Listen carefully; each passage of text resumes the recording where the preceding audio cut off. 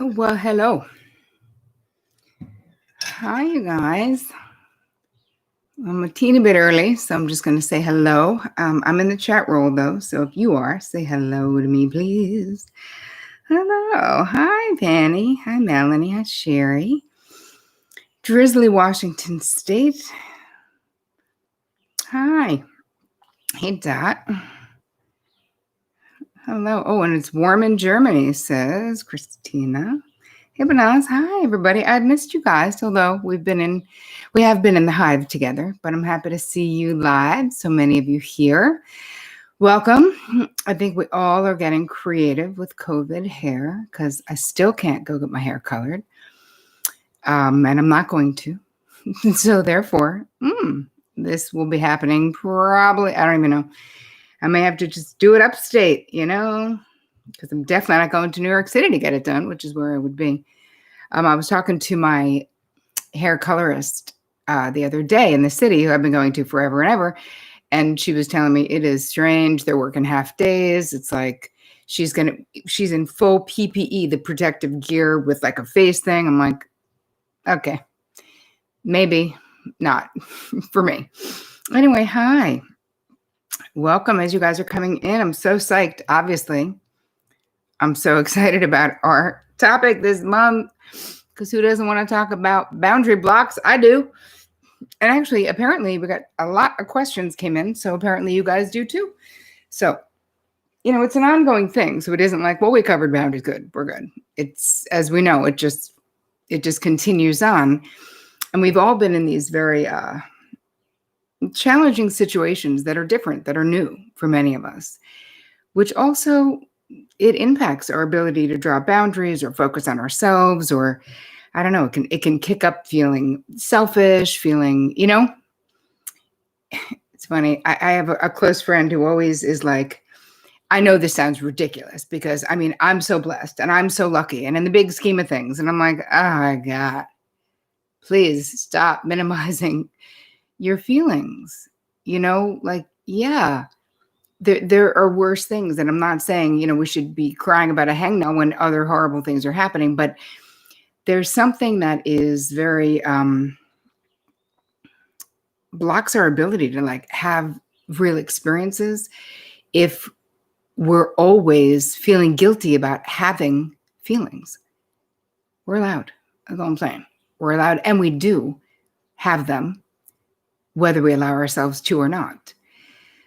So, anyone? Oh, hello, Oregon Coast. How you doing? Hey, Candace. Hey, Suze. Hey, Forrest. Hi. How am I, asked Banaz? I'm pretty good. I'm home.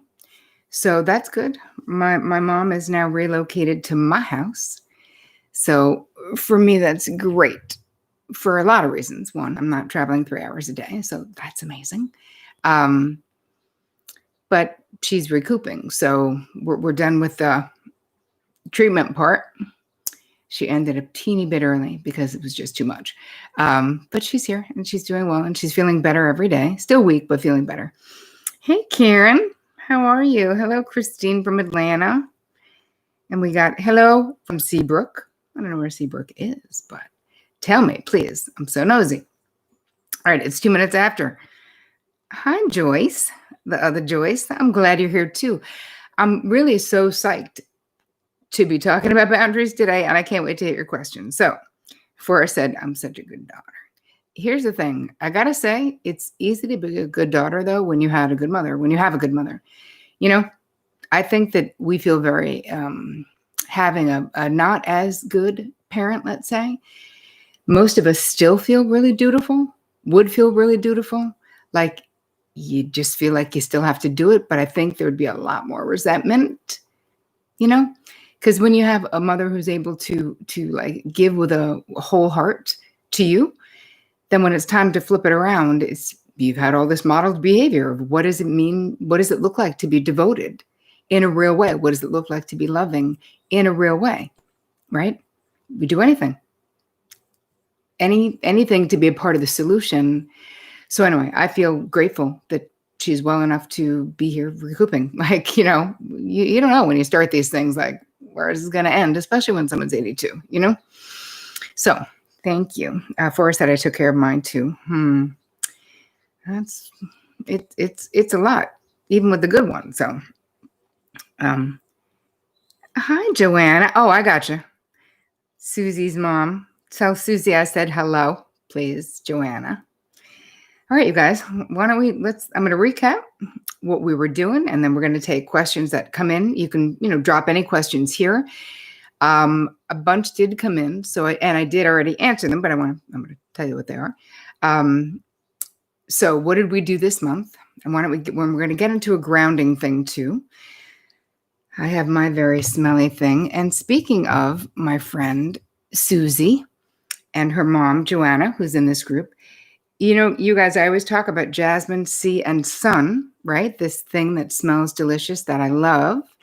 And it's by Lively, Lively. And you know who I got that from, Joanna? Susie. That's how I got turned on to it. And I've been, it's been my go-to for about 1.5 years. I really love it. So if you guys have anything that smells good, I would say get it out now. And if you don't, now would be a good time right now. If every time we're on here and I'm telling you to get something that smells yummy and you don't have it, maybe today is the day that you just decide you're just going to get it. And this is not, I don't think this is like crazy expensive. It's also not inexpensive, but I tell you, the last one I had lasted 1 year and I used it probably every day. And I think it cost $35. So Joyce, can you drop it in the thing? It's called jasmine.c.sun, right? Period. And the company is Lively, Lively, or something else, because how many of you, it's like the road to hell is paved with good intentions. You're like, I'm so getting it. I am. Joyce said, I am doing the same. Susie does have the best products. It's what she does for a living, part of it. Joyce said, mine is a challenge. Just lived with her for 6 months. Just moved into a senior living apartment where boundaries tested. My God, living with family. Any family, not like chosen family and like spouse's family, even though that can be challenging too, but sort of going back in time, what are we doing? Those of you who were talking about aging parents, living with parents, going to their home, having them come to our homes, is that we're sort of renegotiating our roles to a degree. And I'm very conscious in doing that with my mother to still treat her with the utmost respect, as I always would, that, she's not a child simply because she had cancer. Do you know what I mean? And this morning I was like, can I get where? She was like, Terry, I can make it myself. And I was like, okay. Well, there was a moment when you couldn't. So now that you can, I'm going to stop asking you. But she was sort of like, then she said, I can take care of myself. I was like, all right, Mom. Okay. She's like, I'm just saying, because it was early. It was like 6 a.m. She's like, go back to bed. Because I wanted to make sure she had all the things she needed. And she was like, get out of here, which I did. Okay, thanks, Joyce. Yeah, that's the rollerball thing. Whew. All right, so boundaries. Let's go back to them, shall we? Our affirmation this month was, I expressed my preferences, desires, and limits with ease and grace. And I have to say that affirmation is one that I actually say all the time, not just this month. It's sort of one that's in my arsenal for myself. Because no matter how long you do this, no matter how much of a boundary boss you become, we're also human. And I always want to do it with ease and grace. And it doesn't mean I always do, even now. So I love this affirmation. I hope you guys did too. And basically we were figuring out where we were having conflict in our lives. That was the courageous action, was sort of what circumstances are like getting on our nerves. And to be really specific about what we're upset about, because it's very easy for us to just be like, that person's annoying, they're irritating, they're selfish, but it's more work, but of course, way more productive for us to be able to say, this is actually what's bothering me. This is actually what the problem is. This is actually what I would like. This is my preference. You know what I mean?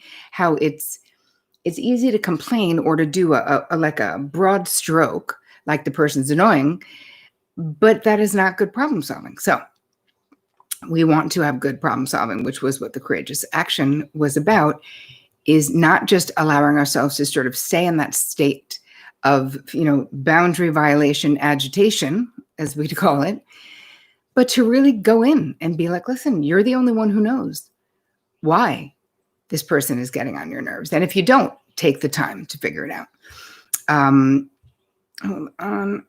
I say, get out your smelly stuff. Let's ground, shall we?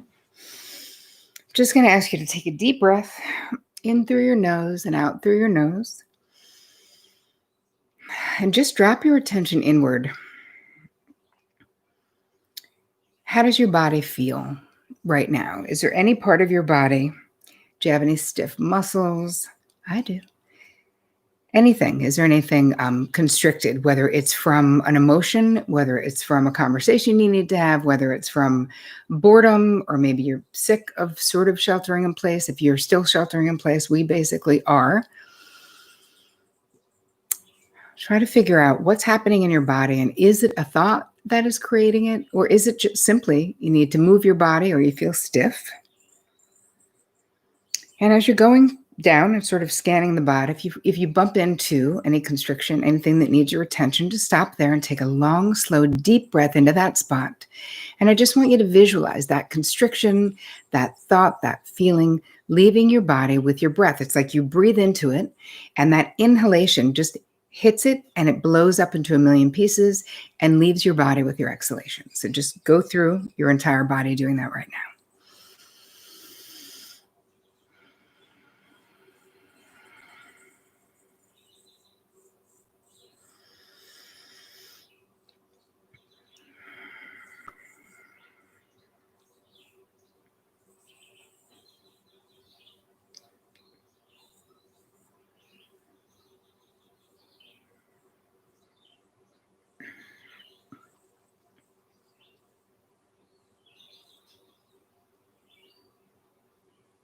And once you've made it through your whole body and kind of released any tension, pain, constriction, just put your attention on your heart chakra and take a deep breath into this space. And just allow anything that's hardened around your heart, anything that's blocking your heart, or any congestion you feel in your heart, resentment. Again, with that inhalation, just imagine that that's breaking up and leaving your body. Anything hardened around your heart. When you breathe into this space, it's just melting away, giving your heart the ability to totally expand so you can come to this call with an open heart. And now bring your attention right here to your third eye, right between your eyebrows and 1 millimeter up. And we're going to do the same exact thing. And we're going to breathe deeply into the third eye chakra to basically cleanse the doors of perception, right? That's a quote from some famous author, but I can't remember who. Just take a deep breath and visualize anything that's blocking your ability to see your solutions, your next right actions, the right words to say in whatever boundary situation you might be in. Breathe deeply into that spot and visualize those blocks leaving your body with your breath.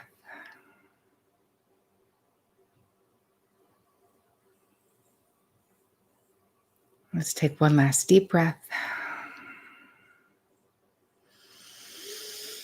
Exhale. And now gently open your eyes. Just allow yourself to be here now. Well, welcome back. Yes.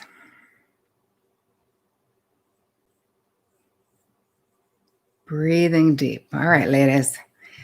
So I'm going to start with a question that Forrest had, and it was about someone. I'm gonna because it's long, Forrest, and you put it in. I'm gonna just nutshell it. Basically, she's been seeking people from her bio family because her dad had been adopted, so she didn't know who everyone was, and she found a cousin on a DNA type of thing. And this cousin has kind of become intrusive. Like, must be really psyched that you found him, or he found you. You found him. And he's sort of inviting himself, like, oh, she had said, I can't wait. I hope I find some of the family in Sweden. I'll go visit them or something. And then he was like, I'll meet you there. But that was like the start where she was like, man, no, like, I didn't invite you. I don't necessarily want you there. Starting to feel overwhelmed. So the dilemma is this, for me, because he's a wealth of information with research, because this person is also like really, really good at the DNA search stuff. So that she doesn't want to cut him off altogether. But this is like the perfect month and the perfect situation to be in, to just maybe talk to him. To just say, hey, this is new and it's exciting, but I need to step back a little bit. It's a bit overwhelming for me, all of the contact, although I really do appreciate. So if we could just slow it down a little bit, I'd appreciate that. Like, sometimes there's no way around just speaking truthfully. And of course, we were constantly giving information to someone with the way we behave, how quickly we get back to them. There's a way to set more parameters. And it sounds like you have stepped back. But I think energetically, part of it is this is kicking up your codependency, and it's kicking up the need for like approval, or not wanting to offend this person, or you're feeling pressured, but instead of saying it, you're feeling resentment. That's what it sounds like to me. I think that's what you're saying, Forrest, I don't know. Does anyone else having a sound problem? Just tell me. Okay, got it. So Forrest says yes, that is what it is. Okay, so what I'm saying is, first of all, let yourself off the hook.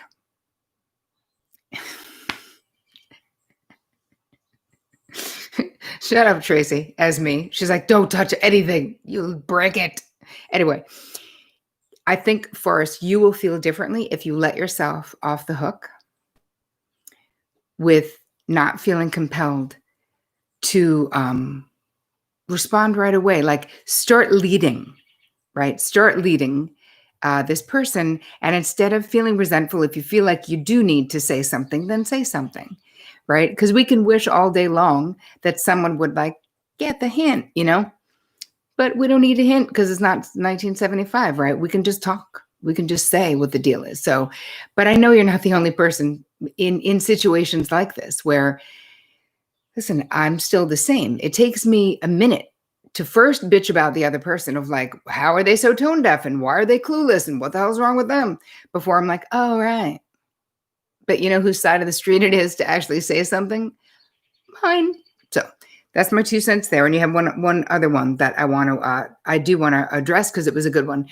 Another thing, there was a mention of putting a boundary out there and then sticking to it rather than backsliding, right? This is what Forrest is now. This is separate from the first thing.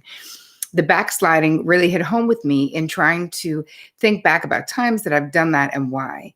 What occurred that made me do that? I'd love to hear some examples in your experience of when this happens and how to overcome it. Listen, backsliding when it comes to boundaries. So you know what we're talking about, right? Obviously, you guys, we're talking about, falling back into old behaviors or tolerating, and not following through with the limits that you've set with someone. What makes you vulnerable to do that? Well, stress can. Being in a highly dramatic situation, being in a crisis. So having a family member, let's say, have a diagnosis, it would be completely common to backslide when it comes to internal boundaries, where you don't self-soothe with food anymore. Like you've really mastered the art of that. Let's just say, give me an example of a friend. And then you get something that is really scary, and maybe you do for a bit self-soothe with food. And you go, yeah, it doesn't really work anymore because I know too much about it. All right. But that's also something of a backslide.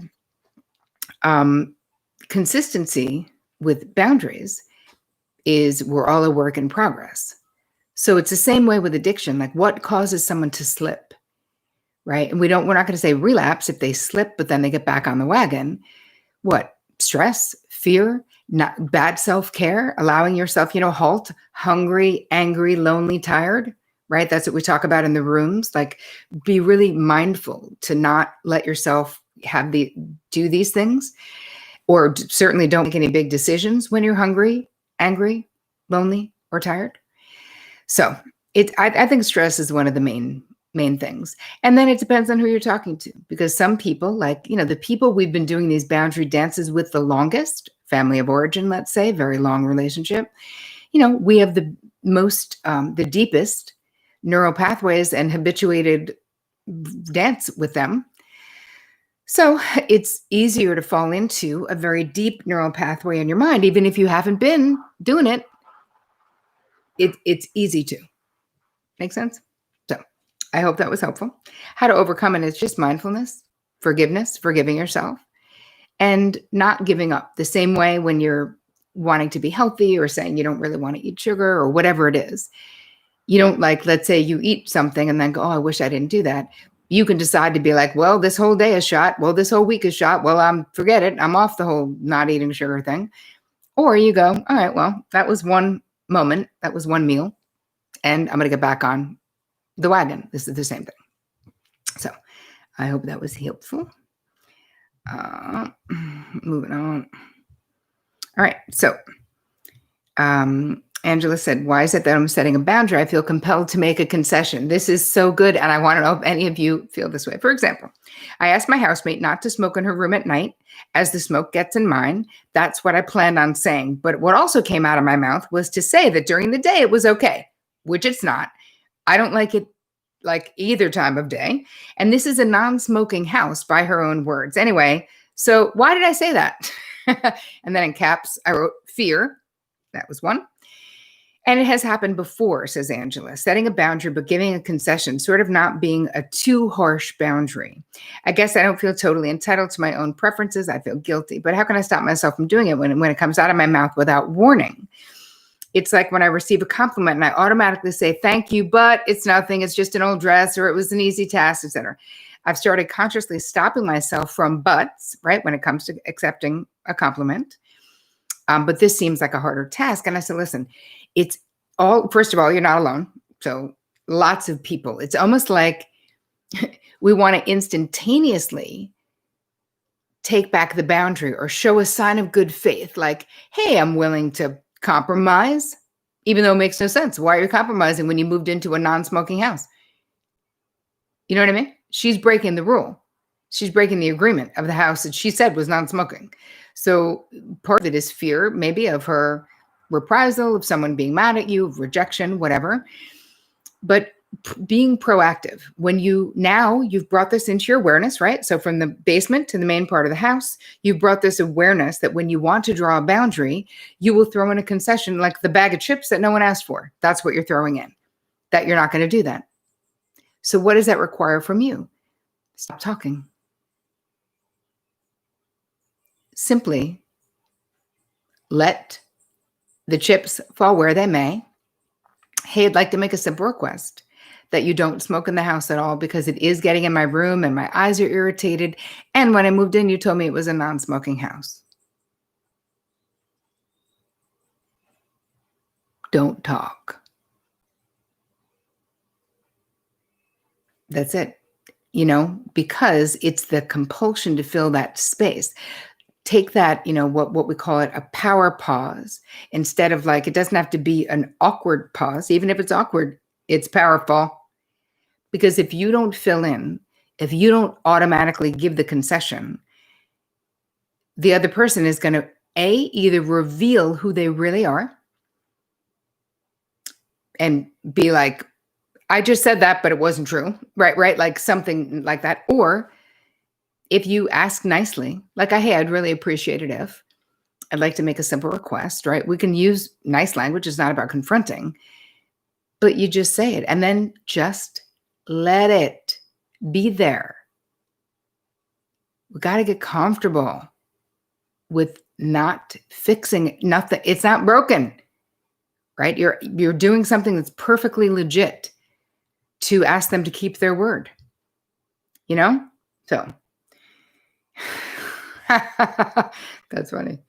Della said, why are the crappy pathways so much deeper than the good ones? They're just older, is what I'm saying. Most of them are just older. But anyway, so I hope that resonates, and you got to have a plan, right? Proactive boundary success plan right there. All right, on to Ellen. Hey, Terry, can you have resentment towards yourself for abandoning yourself when you were younger and allowing yourself to do things others wanted you to do, but you really didn't want to do them? Do you have tips on how to release that resentment and be kinder to your younger self so that you can feel better about who you are now? Do you need to say you're sorry to those you might have hurt in the process? I'd be interested. And I said, here's the thing. This is all about self-forgiveness, you know? And listen, if you're holding a resentment against yourself, unless you also feel like you did something wrong in this older thing, maybe you might want to make an amends with someone. Maybe. I wouldn't focus on that, though. My feeling is focused on you, and it's forgiving yourself, right? Part of it is, you can write down, like journal about why you made the decision that you made, right, at the time, and do it from the perspective of a compassionate pal, right? What if you were talking about yourself as a compassionate friend, one, referring to yourself like in the third person? So let's say, for example, if you got fired from a job, you might write, working for that abusive boss was really hard on you, right? You didn't have the skills to express what was happening to the HR department, but you knew you had to get out. So you missed that deadline and got fired as a way to save yourself. You protected yourself the best way you knew how at the time. Like, how about compassion and curiosity for younger you? Like, just be nice to you. And if you were looking at yourself the way a compassionate friend would, you would understand why you made those decisions and not be so judgmental, right? When we know better, we do better, is a paraphrase of Maya Angelou quote. But you know what I mean? So I hope that is helpful, because I think many of us really struggle with being so hard on ourselves. And those regrets are just a waste of your youth and your beauty. Like, it's just a waste of time being mad at yourself. God, the world is harsh enough, right? There needs to be a place for us within ourselves that is a safe haven, right? There needs to be calm in the chaos within us. So why do we have a Zen den? Why do we meditate? Why do we spend time caring about our own mental health? Because that's what creates that safe space inside. And if you have a very active inner mean chick committee, then that space isn't so safe. So I think it really is important that you actually do that work. And I really loved that you asked it. So thanks. So Banaz basically, and it's long, so I'm going to paraphrase it, but I totally got it. She's basically saying, listen, I'm smart, intelligent, kind, caring, and yet my boundary setting style can be loud, intense, critical, and at times even mean towards myself and others in very unconscious and confusing ways. Basically what you're describing, and she goes on to, basically drawing a boundary, but doing it after some old material has been activated.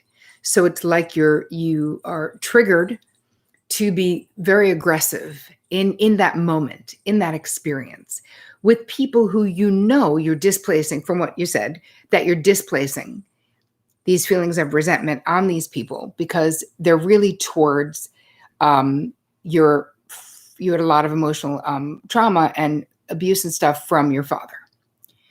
So it's really about that. And so you basically said, what solutions are available to move into a healthier, more responsive way of dealing with boundaries and problems or violations, or even with boundary bullies, so I don't transfer my emotions to someone who isn't involved with those issues. And I said, the only way to really decode this, listen, your desire to do it differently and better is the most important part of this whole scenario. So that tells me, I know that you'll be able to do it if you really want to, because you'll keep doing it until you can do it the way you want to. But it would be really important to figure out, to really get specific about what situations or people or comments or limit crossing or boundary violation, specifically what is happening that is triggering you. And that's not, you don't need to tell me that, but that's for you to know. And you've got to ask yourself the 3 cues, and you've got to, right? Who does this person remind me of? How is this familiar to me? Where have I felt like this before? How is the behavioral dynamic familiar to me? Because that will help you identify. So if you're having a transference, you, like to your father, let's say, in that moment, now is not the time to do it. So it's taking a deep breath. It's bringing your awareness into those conversations. Now, if it's a boundary violation that happens in the moment, you may not have enough lead time to control your response, right? But your awareness can give you the heads up to build time in when you feel like, I'm going to do that, to say time out. Like, you can choose, I'm going to do something else. Instead of exploding or instead of being mean, I'm going to do this, and they're going to know I'm taking a time out because I don't want to say something I might regret. Although I do have a boundary request for you, I'm not doing it now. Do you know what I mean? So it's not to minimize the way that you're feeling, but we got to know what the original material is to deactivate and honor that. And hopefully that will make your experience in the present better, less reactive, more responsive. All right. I hope that was helpful. Penny said, I have a question. I think it's funny, Penny. Interesting. I don't know if there's a boundary question. We're going to see, related to the wording one might use when someone chronically claims to be offended by a topic of conversation or something someone says. So do you understand already, you guys, what she's saying, right? She doesn't want to talk about, she finds these things distasteful or offensive because she wants to control the conversation, in my opinion. My mother-in-law does this a lot, and I believe it's her way of getting attention and hijacking a conversation that didn't include her in the first place. It seems very convenient, setting herself up as the victim, right? Like she's offended, so no one wants to address it or question it. It might even be a bit of gaslighting, because there's nothing offensive about the conversation, but everyone stops talking and you can see the wheels turning, that they're trying to figure out why she's upset. My preference would be to ignore her and keep talking, but that's not the consensus because she captures everyone's attention. Got some kind, firm wording for this boundary boss gal? Of course I do. But here's the thing. I basically said, why do you need a consensus? So let's start with that. You don't. They cannot be talking. The other people can be looking at her, and you can say, oh, wait, 1 second, mom, or whatever you call her. Barbara, I wanted to just finish that thought about, like, she can be trying to dominate, and you can be like, yeah, hold your offense for 1 sec, going over here. You can choose to not have it work on you. So regardless of that, she might capture the attention for that moment, and you can divert the conversation elsewhere, or just keep talking about what you were talking about if you choose, right? You can also confront her, but here's the thing. You can't. If she's a narcissist, why confront her, right? You can say, I've noticed lately that you seem to be offended easily, and I find it a bit confusing. Is everything okay? But if you flat out say, please stop pretending to be offended so you can dominate the conversation, and we're on to your faux offense game, lady, it probably won't go well. So I don't think the direct approach with this person, because I remember you describing her in other question, would be the way to go. But you also don't have to be dominated. And if the group chooses to be, you can choose not to be, right? You literally can choose. So if it is me and I'm in that situation, if it doesn't feel appropriate to me, if it would feel wrong to me to just keep talking and be so rude, right? I will excuse myself and go to the bathroom. Like, I will remove myself, because I can't control everyone else, but I cannot stand to be manipulated like that. So I'll just remove myself. Or that will be my cue to leave. I've had that too. There are people who I said, I'm not talking about this. If it's people who are, saying actually offensive things, The moment someone starts talking about something I don't want to talk about, or in my family, the moment someone starts drinking too much, I'm like, hey, that's my cue to leave. I'll take the check. I don't care how long I've been there. Literally, I go, you know, that I want to go. I'm ready. He'll be like, okay. Sometimes we get in the car. He's like, that was abrupt. I was like, I know, I'm sorry, but I just can't. He's like, okay. So does that make sense? Penny said, no, she would run for her heart medication if I addressed it directly. Penny said, leaving is good. Oh, leaving is great. Yep. And then Mary said, I'm a volunteer in two-year-old Sunday school group. One of the other volunteers asked me to do something for one of the kids, like wiping their nose, for example, which she could do herself. Should I? Hold on. Where'd it go? Should I just bury the resentment because we're both volunteers? My inner child wants to yell out, you're not the boss of me. No, I think you can say, actually, I'm going over here to do this right now. So I would say, you noticed it, you please do it. My feeling is, why is she delegating to you? And I don't think that you're being a baby to be like, you noticed it, you do it. It's okay. I think you could say, actually, I'm making a beeline over this way right now to do this with this other kid. So no. You know what I mean? If her hands are full, if she's serving cupcakes and doesn't want to touch a snotty nose, sure. But that's not what you're talking about. You're talking about she's there and perfectly capable to do it, but just doesn't want to. Well, you don't need to either, is my 2 cents. I leave when my husband and dad start talking about politics. Totally, Jess. You're like, and goodbye. I don't question her perception. I have a genuine doubt. How do you know she's trying to control the conversation and not have a legit boundary? I struggle knowing why my boundary would be more valid than the other person's. That's interesting. Well, I say, if we're talking about the mother-in-law situation with that, you know the people and you know their pathology. Certainly Penny does in her family. So, and here's the thing. I don't care if you're offended. Like, if it's not offensive, it's not, she's not being offended. She wants to control the conversation. And that's also not a boundary. Because if she wants to draw a boundary, she can get out. Or she can be specific about what the problem is. But what Penny is describing is someone who just doesn't like the conversation because it doesn't have to do with her. So, you know, and we know those types. But I do understand your point of like, what is the boundary? But this is where you need to know the difference between your preferences, your boundaries, your non-negotiable boundaries, which we call deal breakers, right? That's for you to know, you know? But I understand what you're saying as well. All right, moving on to the next. All right, Denise said, so I just posted regarding grief in the witness portion of this unit. My daughter made a post Monday. Yes, Denise, I was so sorry to hear about the sudden loss of her boyfriend.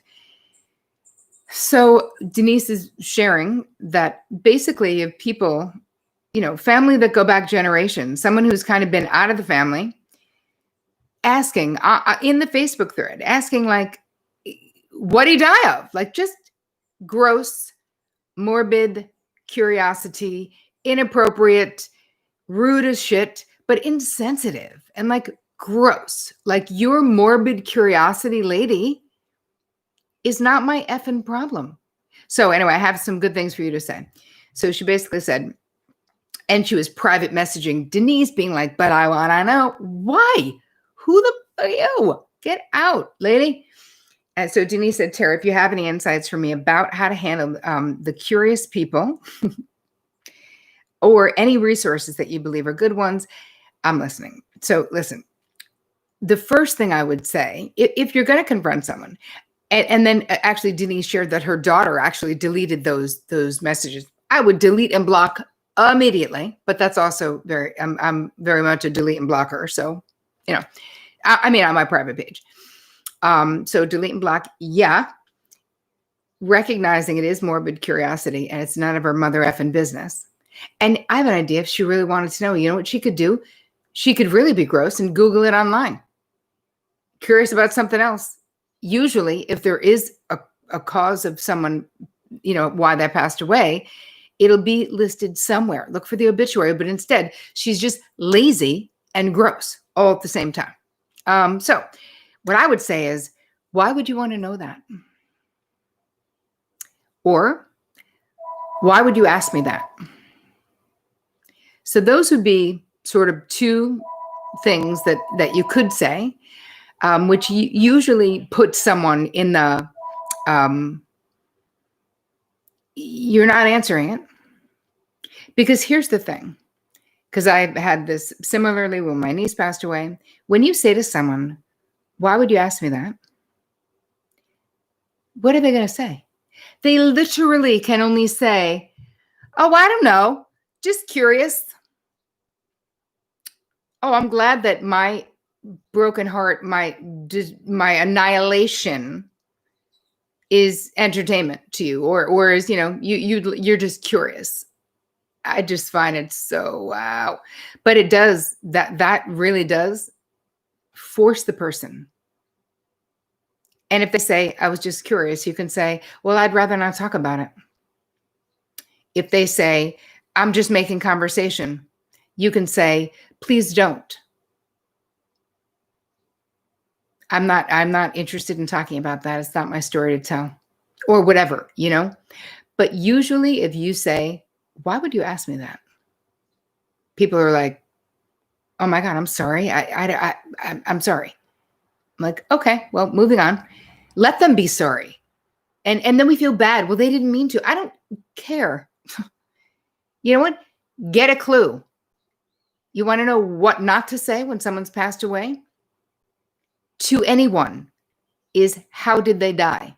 Because if they wanted you to know, they would have told you when they were telling you that the person transitioned. So don't ask that, because it is painful as shit when you're on the receiving end. Oh, anyway, sorry, I just got all hot and bothered about that. Cheryl said, that's so good. It's so obvious this woman is breaking. Oh, okay. Sorry. Gina's up here. There's a thing. Why would anyone ask that? Good question, Della. That's what I'm saying. Just why? Gina said, my son and his baby mama are obviously in a toxic relationship, resentment, etc. Father's Day, son said something off to her, and I jokingly defended her and said to son, I'd kick your butt if it wasn't Father's Day. The girlfriend says, I'd kick his ass anyway. I bit my tongue, but how to respond next time? Just keep quiet as usual. It's obvious this woman is breaking my son down. I think just have a real conversation with your son. Just say, I'm worried. If you haven't done that, Gina, I think you just have to say, listen, it's confusing to me how to interact, but I feel very protective of you, and I'm concerned. Can we talk about it? How can I best support you in this relationship? Is there anything I can do? He may say no, but at least you can ask, Isabel said, it's a very common question though. Especially, hold on. Especially when I share about my sister's passing, none of your business. I mean, straight up, none. My first response is, I can't imagine how you're feeling, or I'm here for you. I'm praying for you. I'm thinking about you. Let me know how I can best support you. But I don't care what someone has passed of, even if I had someone pass of the exact same thing. I don't know how you're feeling, because we're different people, but I'm here if the person wants to talk. It's like, there's a way to do it. Isabel said, when my dad passed, everyone asked me, very painful indeed. Yeah, but now Isabel, that it's none of their mother effing business.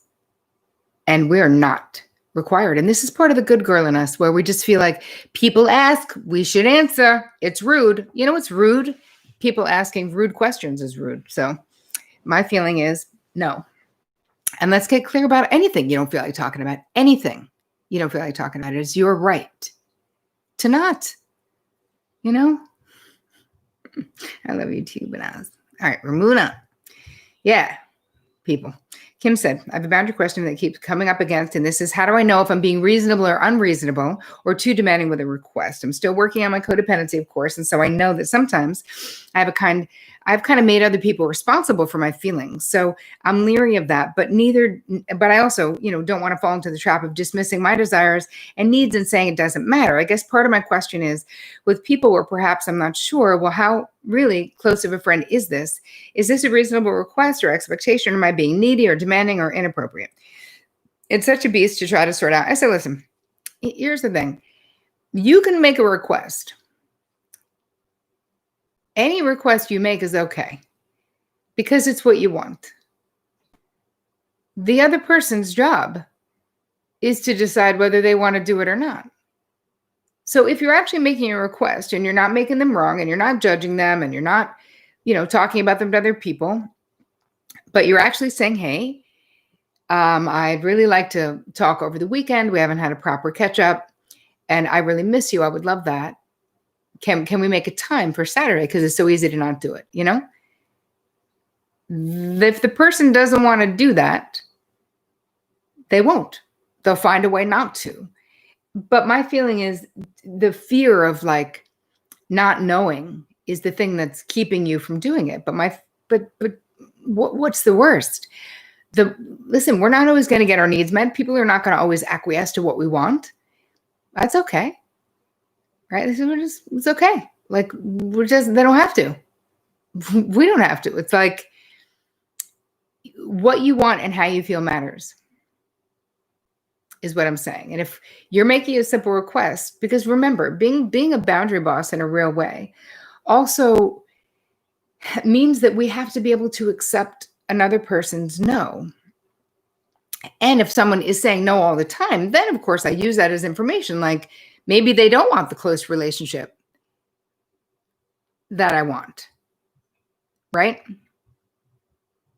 I don't know. I would take it out of the it's too demanding frame and more that you can ask for your preference and negotiate for your needs and your wants because you're worthy of them. As long as you're clear as to what those things are, meaning as long as you're not confusing making a demand on someone with making a simple request, because they're two totally different things. And if you're really making a simple request, then really there's almost nothing that's out of bounds because it's the other person. It's their side of the street to say yay or nay, or you know what I mean? Does that make sense? I hope it does. I'm going to look and see. You know what I'm saying?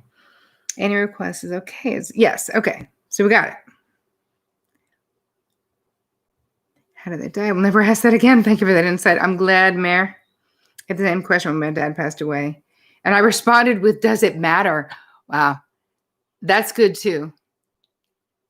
That's good too. Does it matter? Or making it definitive. It doesn't matter.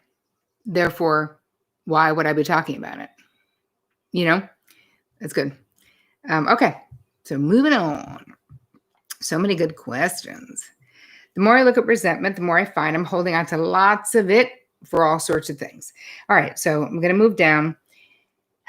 So holding resentment against an ex who cheated, and then the people who sided with them, and then, at work, teachers who agreed with her that what they were doing currently wasn't working in the best of the kids. And then she went to the mat with the board of ed, and those teachers disappeared and didn't support her. And then people who are even people who are showing their brand new puppies on Instagram, and she's fostering the old decrepit ones no one wants. Is that correct, Shiloh? Kind of. But feeling like you're doing the right thing. And there's more like that. I recognize that in all these cases, I feel like I'm right and I'm taking the right steps while others are not. So I'm being a bit uppity, I suppose. I also recognize there may be underlying feelings like anger and sadness going on, but I still feel really resentful. I'm hoping it's a phase. And admittedly, I've had a lot of changes in the past year or so, and I know I need to move through these feelings. Am I making up boundaries that these people are unwittingly crossing because they have no idea they even exist for me? It doesn't seem like any of these situations are things I can actually create a boundary for, which is not true. So I'm going to get there. So maybe there's something else going on. Am I thinking about it way too much? Is it one of those, I'm going to tackle some of these Thrive Hive questions while I lie wide awake at night at 2 a.m, deep thoughts, alas. Here's the thing. You're talking about different things. So I think you need to look at your own decisions, right, about certain things, like your decision to foster. You chose it. Whether you chose it because you wanted to with your heart, whether you thought it was the right thing and you'd feel guilty getting a new dog because you feel like that's wrong, those are your choices. Nobody made you do that. So judging others, they have every right to get a new puppy. They don't need to foster. Yes, it's nice. Puppy mill. It'd be great if you could not buy from a puppy mill. But again, people also have a right to do whatever they want. So in that case, that's you sort of being self-righteous about your choice. That's right for you, not necessarily right for other people. So in that case, no. In the case where people have either actually betrayed you, a cheating ex, with the teacher situation, people at work who didn't support you, even though they said they agreed with you. My question there was, did they agree to go to the mat with you? Like, did they agree to stand up? Because if they didn't, then I can still see you being disappointed, but they didn't really break their word. They may agree with you, but be like, I need my job, so I'm not doing that. You know what I mean? So there may be miscommunication and those types of things. I just wanted to make the distinction between, I want you to look at how you're making your decisions. Because if you're making them all from some self-righteous place of like puritanical, there's only one right way of doing something, I am going to say no, because that's not true. And those are obligatory things, right? You're doing it because you'd feel guilty if you don't. Is it really what you want to do? So just make sure that you're making decisions based on your heart. And listen, it's hard because then we could bring this further. So people who don't recycle, if I'm really into the ecology, and of course I am, should I judge them? I try not to. I just try to keep my footprint as clean as possible and do the best that I can. Is it hard? Because that's also a situation where you're like, well, we kind of are in trouble in the way when it comes to the ecology all over the world, not just in the US, but it doesn't help me. So instead of judging, I'm like, just get into action, sign petitions. I can put my money where my mouth is. I can vote for people who are green. I can, all of those things. Because really resentment is just a one-way ticket to bullshit land of like bitterness, right? It doesn't do anything. But it makes you feel like right, for like those moments you feel kind of self-righteously right. Like, well, at least I know I'm doing the right thing. So I'd think about it. Anyway, I hope that any of that was helpful and that the distinction was helpful. Meditation helps says, resentment kind of turns into kitchen sinking for me sometimes. I try not to let and another thing take over, but sometimes in the moment it happens. Yes, I get it. What if people don't... says, what if people don't reply to an attempt to make a time to meet? When would you get back to them and what to say? They say, let's meet until you actually suggest to book a time. For example, I just call it, I do not care. I have zero time. None. You know who I want in my life? People who want to be in my life. So if someone says, and then I say, hey, what about Saturday at 6? And they don't, I go back and say, not sure if you didn't get my text that said, what about Saturday at 6? Or actually, now is not a good time to meet, which is fine too. I actually did this the other day with someone, and I might have been a little overzealous because it was something, I didn't even really know the person that well, but them not getting back to me because I pretty much keep things rolling. So whatever, I asked them to do something with me. It was like another professional person who I know and like a lot. But I'm not best friends, And they didn't get back. And I was like, hey, if this doesn't work for you, like 3 days later, I just wrote, I wouldn't be offended at all. If you don't want to do it, if you're not into it, totally fine. But do say so, because that'd be great.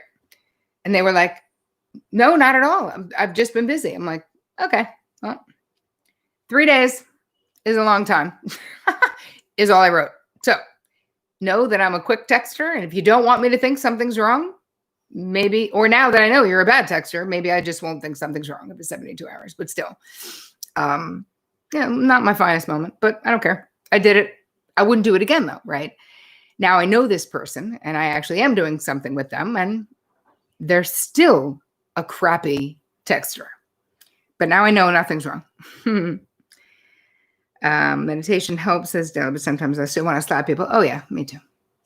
But listen, we wouldn't be human if we didn't want to. All right. Catherine says, I'm taking care of kids who are 10. Oh, and my parents. Okay. I'm overstretched. Parents having some boundary things happening because they're having some memory things happening. She feels like there's a whole connection there. Why is that so not bright? I'm good at anyway. So one thing I said is, she said I could use more help, and I said, is it possible to hire someone? I don't know where you are. I don't know what COVID is doing to that. Is that a possibility? And basically the last paragraph was, since I'm taking care of my parents, I've noticed I feel a lot of discomfort around my mother's gradual loss of mental ability. She was brilliant. We always connected on a thinking and discussion level. Feelings were never really a part of how we connected. I have a difficult time being with the changes, coming to a realization that I hold values that are ageist.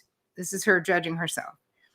Do you have any suggestions on how to work through these feelings that have come up? And I said, I don't know that I would so quick to say that it's about values that are ageist. Maybe watching your mom age and change and lose a part of her that for you was almost like the definitive part of her and the part you connected to the most would make you have all kinds of feelings. So I would say it's okay to have feelings, write about it, be truthful, mourn the loss of your mom that you knew. Right? Write about it. It's sad when that happens, and that's real. And I don't think that makes you an ageist. I think that makes you a human, my dear. It's my 2 cents about that. All right. So many, last thing I want to say about all of this is I just wanted to share some wins that Angela shared, and they were so precise and specific that I'm going to say them. Because I love a win moment while we're in COVID and all the other things. So Angela said, I've explained the unpleasant situation I've been in for the past months with my housemate under the boundary blocks, but I can also count my wins. I've expressed my boundaries, and even if they're not respected, at least I respected myself, because that's still a win. Still learning, and I'm able to express my boundaries clearly and calmly. Even if my heart would race afterwards, it still feels great. I just need to be in the right state of mind, which I think is true for any of us. Confronting a person that doesn't respect my boundaries perhaps won't change the situation, but I won't die. Fact. Someone that makes my boundaries sound unreasonable, fearful, or otherwise to be ashamed of is a bully, and I better not have them around, even if I have to renounce a nice house. My peace of mind is more valuable. I agree. On the same note, there's nothing I can do if someone talks shit about me to someone else, right? I can either defend myself instead of being entangled in their narrative or feeling like a victim. Also preserve my peace of mind. What others say and think about me is none of my business. Fact. I can ask friends for help. They've supported me through this and gave me a way out before this one I could sort out by myself. Right? So you can ask friends for help, and you are also capable is the point. And she has one more. If someone insists how they are respectful when at the same time stepping on my boundaries right in my face, or insists on picturing me as someone I'm not, and haven't given reason for in front of other people and twist reality in a way that uses half-truths so it's difficult to debate. This is not just a bully, but also a manipulator using gaslighting to confuse me. And the best thing I can do is not get sucked into their narrative or try to explain myself, but walk away. Woo, woo. I just thought that was a good note for us to end on. Because they're all so true, and it is so much progress. Next month, because I got it from you guys, what we're going to be talking about, which is exciting, is codependency and caring. And this really is just right along the way of what we've been doing. Codependency is next. Cheryl said, would our questions be responded to if they're not being answered on the call? You mean the ones that are dropped in? Because you have plenty of time to drop them in before. So I try to hit some on the call if I can, but the ones, did you send one in, Cheryl, that I didn't get? Because if not, on Facebook. Okay, I don't know. Did I miss it, you guys? Because if not, I will try to hit it, Cheryl.